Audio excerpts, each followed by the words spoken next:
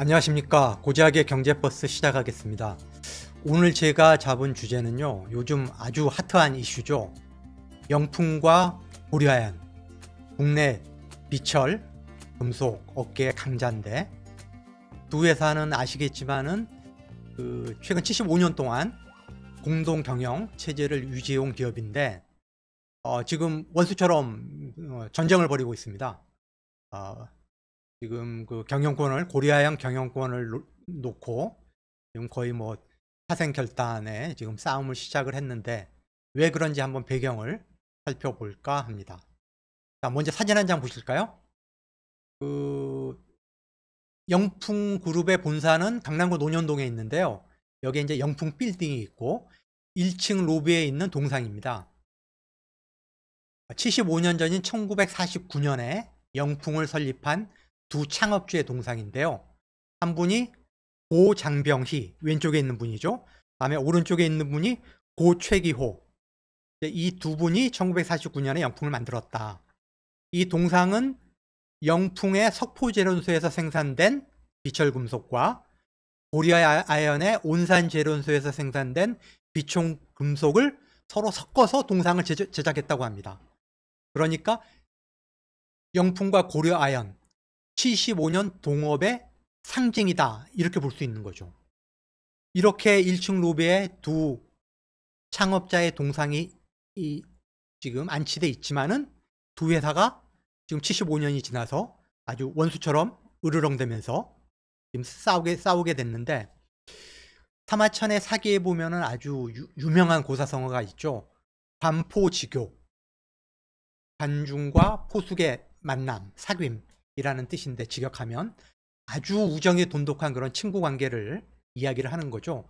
바로 장병희 창업주와 이 최기호 창업주의 관계가 관포지교가 딱 들어맞는 그런 사이였다. 서로의 능력을 인정을 하고 서로를 키워주는 관포지교의 관계였다, 이렇게 볼 수가 있습니다. 그런데 또 보면은 친한 친구들 사이에서는 동업을 하지 마라, 동업을 해서는 안 된다라는 그런 격언이 있거든요. 아주 어려울 때는 서로 단합해가지고 잘 위기를 극복을 하는데, 성공을 하게 될 때 보니까 문제가 많이 생기더라라는 그런 경험칙에서 나온 격언인 것 같은데, 제가 보니까 영풍과 고려아연의 관계도 결국 사업이 번창하다 보니까 이런 갈등 구조로 접어든 게 아닌가, 이렇게 제 개인적으로는 생각을 해봤습니다. 자, 75년 동안 이어진 동업의 역사, 그리고 왜 이 동업 체제가 지금 깨어지기 일보 직전에 이런 타국으로 왔는가 하는 역사를 한번 간단히 짚어보도록 하겠습니다. 아까 말씀드렸던 그 두 동상의 주인공이 1949년 11월에 영풍기업사라는 회사를 만드는데, 두 분은 모두 황해도 사리원 출신이에요. 해방 후에 월남을 해가지고 남대문에서 장사를 했다고 합니다. 장병희 창업주는 농기계와 전기기구를 팔았고요. 다음에 최기호 창업주는 발전기죠. 이렇게 팔았는데, 두 사람이 보니까 고향도 같고 나이도 비슷해요. 최기호 창업주가 1909년생, 장병희 창업주가 1913년생, 불과 4살 차이밖에 안 나는 동년배였고, 다음에 사업을 한다는 공통점, 그리고 서로 굉장히 저 사람은 아주 사업적 역량이 뛰어나다라고 서로를 인정을 했고, 그래서 의기투합해가지고 1949년에 영풍기업사를 만든 거죠. 근데 그 이듬해 한국전쟁이 터지고 부산으로 피난을 가게 됩니다. 거기서 1952년에 5대5로 출자를 해가지고 영풍해운이라는 회사를 만들게 되는데, 광업을 주로 하는 회사였다고 해요. 그렇게 영풍해운을 이끌어 가다가 1960년 이제 4.19 혁명 이후에 5.16 쿠데타가 일어나고 박정희 장군이 정권을 잡게 되죠. 박정희 정부가 중화공업 육성 정책을 피게 됩니다. 철강산업, 아시겠지만 포철을 만들죠. 일본의 배상금을 활용해 가지고 포항제철을 만들고, 다음에 비철금속 사업을 적극적으로 육성하기 시작합니다. 그래서 영풍이 여기에 발맞춰 가지고 1970년에 우리나라 최초의 아연 제련소를 경상북도 봉화군 석포면이라는 데 만들어요. 그게 바로 그 유명한 석포제련소죠. 연산 1만 톤 규모의 국내 최초의 아연 제론소를 만듭니다. 그런데 박정희 정부에서 경상남도 온산에 비철금속 단지를 조성을 해요. 그러면서 영풍에 이런 제안을 합니다. 석포제련소를 온산 비철금속 단지로 이전하는 게 어떠냐라고 제안을 하는데, 이 아연제론사라는 게 아주 거대한 장치 산업이거든요. 뭐 모르겠습니다. 지금 기술력으로는 어떨지 모르지만 그 당시에만 해도 석포제련소를 이렇게 해체를 해가지고 온산으로 이전하는 게 불가능했다고 합니다. 그래서 1974년에 영풍이 1억 원을 출자를 해가지고 무려 5배 규모, 연산 5만 톤 규모의 온산 제련소를 만들게 되는 거죠. 그리고 석포제련소는 낙동강 상류에 위치해 있다 보니까 이런저런 좀 환경 이슈들이 많이 생겨요. 주민들이 어떤 반발도 있고, 다음에 주변이 산악지대다 보니까 공장을 확장하는데도 좀 여러 가지 한계가 있을 수밖에 없는 거죠. 하지만은 온산제련소는 비철금속 단지 내에 위치했고, 박정희 정부의 중화학공업 육성 정책에 힘입어 가지고 눈부신 성장을 하게 됩니다. 그러면서 고려아연이 영풍그룹의 핵심 계열사로 자리를 잡게 되는 거죠. 자, 1990년대 들어서 2세 체제가 들어서요. 영풍의 장영진 회장, 고려아연의 최창걸 회장. 2세 때까지도 전혀 문제가 없었어요. 두 분은 1세대가 어떻게 기업을 공동으로 경영해 왔는지를 보고 배우면서 똑같이, 그리고 지분도 전혀 문제가 없었어요. 영풍을 20% 중반대 똑같은 지분으로 지배를 했고, 그 영풍의 핵심 계열사가 고려아연이었거든요. 다만 경영만 영풍하고 전자계열사는 장영진 회장이, 고려아연은 최창걸 회장이 이렇게 맞는, 경영만 나눠서 맞는 거였지 지분도 같았고 한 몸처럼 움직였던 거죠. 자, 사진 한 장 보실까요? 이게 강남구 논현동에 있는 영풍 빌딩입니다. 이 영풍 빌딩에서 영풍그룹, 고려아연 모두 다 같이 근무를 했어요. 인적 교류, 정보 교류. 다음에 석포제련소와 온산제련소에 필요한 원료를 공동 구매하고, 거기서 생산된 아연을 공동으로 판매하고, 직원들이 자유롭게 서로 왕래하고. 예를 하나 들자면은 뭐 고려아연의 어느 부서의 부장은 고려아연 출신이고, 과장은 또 영풍 출신이고, 이렇게 자유롭게 인적 교류가 이루어지고 직원들끼리 서로 사무실도 자유롭게 드나들고 한 몸처럼 움직였던 거죠. 로고도 같았어요. 로고도 영풍 로고나 고려아연 로고나 아무 문제가 없었는데, 2000년대 들어서면서 지분 구조에 변동이 생겨요. 무슨 일이 있었느냐? 이 최창걸 회장의 아들들 중에 한 분이 어쨌든 다른 사업을 하다가 좀 어려워지셨던 모양이에요. 그래서 지분을 장씨 가문에 매각을 해요.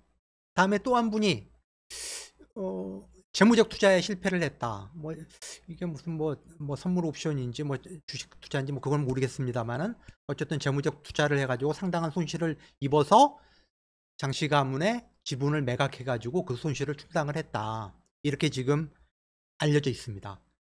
그래서 영풍그룹의 최대 주주가 장씨와 최씨가 똑같은 5대5 비율로 가지고 있던 지분 구조에 변동이 생긴 거예요. 장씨 가문이 최대 주주가 되고 최씨 가문은 이제 지분이 줄어들고, 고려아연도 마찬가지로 장씨 가문과 영풍이 최대 주주가 되고, 최씨 가문의 지분은 2010년대 장씨 가문과 영풍의 고려아연 지분이 35%, 최씨 가문은 10%이 정도로 이제 격차가 벌어진 거죠. 그럼에도 불구하고 1세대와 2세대의 공동 경영의 전통에 따라서 영풍그룹은 장씨 가문, 고려아연은 최씨 가문, 이런 전통을 계속 이어져 온 거죠. 근데 2022년에 최기호 창업주의 아들인 최창걸 회장이 건강상의 이유로 물러나고, 그 아들인 최기호 창업주의 손자죠. 3세대인 최윤범 씨가 고려아연 회장에 취임을 하면서 고려아연을 비철금속 회사가 아니라 내가 신재생 에너지, 2차전지 소재, 리사이클링을 아우르는 혁신 기업으로 만들겠다라고 지금까지와는 다른 어떤 경영 방향을 잡아나가요.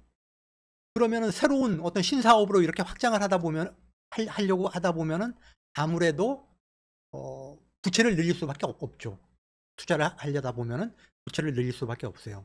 근데 이 장병희 창업주와 최기호 창업주의 오랜 철칙이 무차입 경영이었거든요. 영풍이나 고려아연이나 모두 부채 비율이 30%도 안 되는 아주 우량한 회사였어요. 근데 최인범 회장이 부채를 늘리면서 악신사업에 투자를 확장해 나가니까 장영진 고문이 이사회에서 반대를 한 거죠. 반대를 했는데 이 부분에서 이제 최인범 회장은 아니 우리 회사가 정말 이 2차 전지 밸류체인의 어떤 핵심 회사로 성장할 수 있는 기회인데 왜 발목을 잡느냐라고 이제 이런 생각을 하게 된 거고 장영진 회장은 아니 투자를 하는 건 좋은데 보니까 불투명한 투자가 너무 많다라고 이렇게 본 거예요. 그 중에 한 가지가 저희 뉴스버스에서 이제 단독 기사를 썼는데 2021년에 미국에 만들어진 전자폐기물 재활용 업체 이그니오 홀딩스라는 회사인데 자본 잠식 상태에 있는 이 기업인데 무려 5,800원을 주고 인수를 하거든요. 이런 것들 이게 좀 투자가 좀 불투명하다. 그러면서 이제 자꾸 제동을 걸게 되고 그러면서 갈등이 이제 벌어지기 시작한 거죠. 갈등이 생기게 된 거고 다음에 갈등이 벌어진 또 하나의 원인이 뭐냐. 이 그래프 한번 보실까요? 고리아연은 굉장히 실적이 좋아요. 아까도 말씀드렸지만은 서포제련소는 경상북도 봉화군 석포면 낙동강 상류에 있다 보니까 아주 환경 이슈가 끊임없이 제기가 되고 이 공장을 증설하는 것도 쉽지 않은 그런 여건이고 근데 고리아연은 아까 말씀드렸지만은 박정희 정부의 중화합 육성 정책에 힘입어 가지고 세계 제1류의 아연 재련소로 성장을 했어요. 아주 그 세계적인 그런 기술력, 독보적인 기술력을 인정받고 있는 아연 재련소로 성장을 한 거예요. 그래서 영풍그룹 전체 실적의 75%를 고리아연이 맡고 있다. 이렇게 보시면 돼요. 이 그래프에서도 보면 아시겠지만 작년도에 고리아연 매출이 9조 7,045억 그리고 당기순이익이 무려 5,333억. 반면에 영풍은 매출이 3조 7,617억이고 833억의 당기 순손실을 냈어요.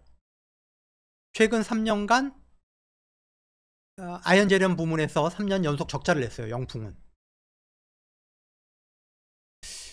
그러니까 영풍 입장에서는 이 영풍그룹 전체 실적의 거의 4분의 3을 책임지고 있는 핵심 우량 계열사가 만약에 떨어져 나간다 그러면은 영풍그룹의 사세는 상당히 위축될 수밖에 없는 거죠. 그리고 영풍은 최대 주주니까 최근 5년간의 고려아연으로부터 돈을 수익성이 굉장히 좋은 고려아연으로부터 최근 5년간 3,500억 원 이상의 배당금을 받았어요. 근데 고려아연이 떨어져 나가면은 배당도 못 받고 사세가 굉장히 위축될 수밖에 없는 이런 상황인 거죠. 근데 이런 부분까지도 어쨌든 장영진 고문이 꾹 참았다. 이렇게 어쨌든 영풍 쪽에서는 이야기를 하고 있습니다. 꾹 참았는데 장영진 고문이 결정적으로 이거 도저히 내 이 고려아연을 정말 그냥 두고 지켜볼 수만 없다라고 결심하게 하게 된 계기가 뭐냐. 설인상사라고 하는 회사가 있는데 설인상사는 마찬가지로 영풍의 계열사입니다. 영풍의 석포재련소와 고려아연의 온산재련소에서 생산된 아연을 국내에서 공동 판매하고 해외에 공동 수출하고 하는 또 물류도 담당하는 그런 회사예요. 일종의 그러니까 무역회사인 거죠. 근데 1984년에 최창걸 회장이 이 설인상사를 만들었어요. 영풍과 고려아연의 관계와는 거꾸로다 보면 돼요. 이 지분의 3분의 1을 최씨 가문과 고려아연이 갖고 있고 3분의 1을 장씨 가문의 3세인 장세환 씨가 갖고 있어요. 근데 경영은 또 장세환 대표가 설인상사의 경영을 맡았어요. 이런 그 공동 경영의 전통에 따라서 영풍은 장씨 가문, 고려아연은 최씨 가문이 경영을 맡았듯이 설인상사는 최대 주주는 최씨 가문인데 거꾸로 경영은 장영진 고문의 아들인 장씨 가문의 3세 장세환 대표가 경영을 책임을 진 거죠.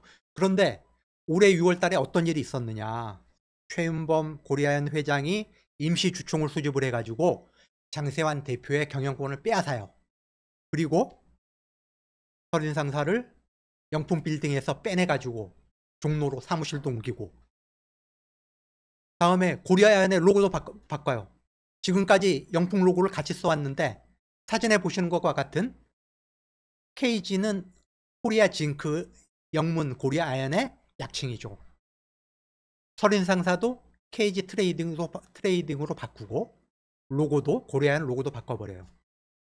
회사도 본사도 옮겨요.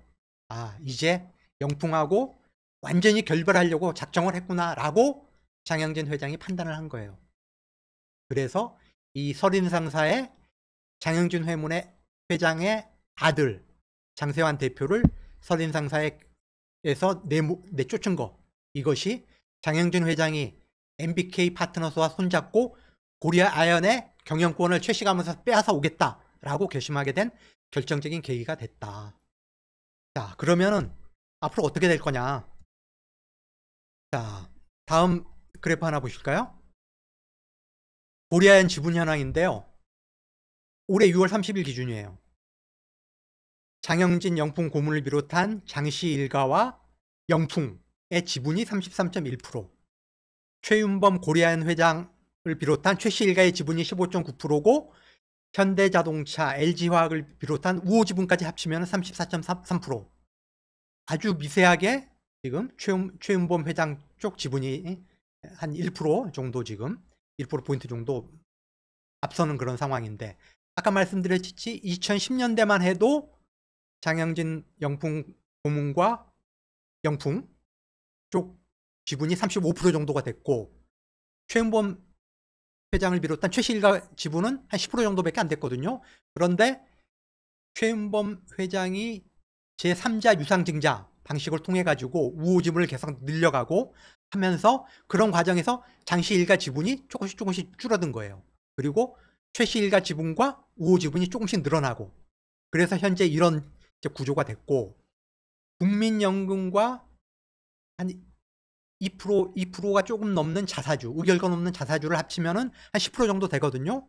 그거를 빼면은 시중에 유통되는 주식은 한 23%예요. 23%. 그러면은 10%를 제한다 치면은 그 10% 중에 한 6 내지 7%만 인수를 하면은 40%를 넘기게 되고 경영권을 확보할 수 있다라고 해서, 지금 시중에 유통되고 있는 23% 지분을 놓고 지금 영풍과 MBK 연합군, 그리고 고려아연과 고려아연의 비즈니스 파트너인 현대차, LG화학, 한화, 이런 우호 백기사들과의 지분 경쟁이 붙었다, 이렇게 판단할 수가 있는 거고, 하지만 현대차나 LG화학이 과연 백기사의 역할을 할 것이냐, 그건 아직은 불확실한 상태고요. 어쨌든 고려아연의 최씨 일가는 일단은 자금력에서 MBK를 따라가지는 못하거든요. MBK가 2조 원의 자금을 동원해 가지고 지금 공개 매수에 나서겠다라고 좀 선언하는 상태고, 그래서 최씨 일가는 어쨌든 현대차나 LG화학과 같은 우호 그룹에 지금 힘을 빌리려 하고 있다. 그래서 누가 과연 시중에 유통되는 23%의 그런 지분을 누가 더 많이 확보하느냐의 싸움이다, 이렇게 볼 수가 있을 것 같고요. 이 지분 확보 경쟁의 변수가 제가 보기엔 한 3가지 정도가 있는데요. 하나는 고려아연의 주가 수준입니다. 13일 날 MBK가 영풍과 고려아연의 경영권 분쟁에 뛰어들었다라는 소식이 알려지면서 고려아연 주가가 20% 이상 폭등을 해요. 그래서 당일날 66만 6천 원, 그리고 추석 연휴가 끝나고 또 올라가지고 이제 70만 원대로 뛰었거든요. 그렇기 때문에 지금 MBK 파트너스가 주당 66만 원에 인수를 하겠다라고, 공개 매수를 하겠다라고 했는데, 투자자들이 그 인수 가격에 과연 응할 것이냐라고 하는 게 한 가지 변수예요. 주가가 만약에 더 오르면은 거기에 응하지 않는 투자자들이 더 늘어날 수도 있다라는 거. 다음에 또 하나의 변수는 뭐냐? 정치권의 움직임이에요. 이게 사실 민간기업 M&A에 과연 이렇게 정치권이 가세해서 이렇게 누구 편을 드는 게 좀 과도한 거 아니냐라는 지적이 있는데 어찌 됐든 간에 울산시장하고 울산시의회가 성명을 내 가지고 고려아연 손을 들어줬어요.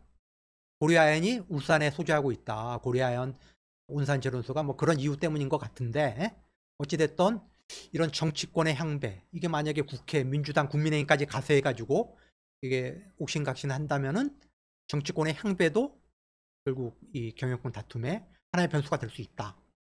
다음에 또 하나의 중요한 변수가 국민연금이에요. 지분 구조에서 아까 그래프에서 보셨지만은 국민연금이 지금 고려아연 지분의 7.6%를 들고 있거든요. 그래서 이 보면은 정부가 민간 기업의 경영권 분쟁에 국민연금의 지분율을 가지고 뭐 중재 역할을 한 경우가 가끔 있었거든요. 그런 선례가 있어요. 그렇기 때문에 이번에 과연 국민연금이 어떤 태도를 취할 거냐. MBK의 공개 매수에 응해서 만약에 지분을 내놓게 된다면은 MBK나 영풍은 굉장히 유리한 거죠. 외국인 주주나 소액 주주들도 공개 매수에 응할 가능성이 높아지고, 그렇지만은 국민연금이 만약에 고려아연 쪽으로 기운다 한다면은 영풍이나 MBK 입장에서는 좀 어려운 싸움이 되지 않을까. 이런 세 가지 변수가 영풍과 고려아연의 경영권 분쟁에 아주 중요한 변수가 될 거다. 세 가지가. 이렇게 예상을 해볼 수가 있겠습니다. 어찌됐든 간에 영풍과 고려아연 다 굉장히 중요한 회사고 우리 국가 기간 산업을 영위하는 회사이기 때문에 우리나라의 어떤 산업 발전의 측면에서 긍정적인 그런 기여를 계속해 나갈 수 있도록 경영권 분쟁이 조속히 빠른 시일 내에 정리되기를 기대를 하면서 오늘 준비한 고작의 경제버스 마치도록 하겠습니다. 좋아요, 구독 한번 부탁드리고요. 다음 시간에 다시 찾아뵙겠습니다. 고맙습니다.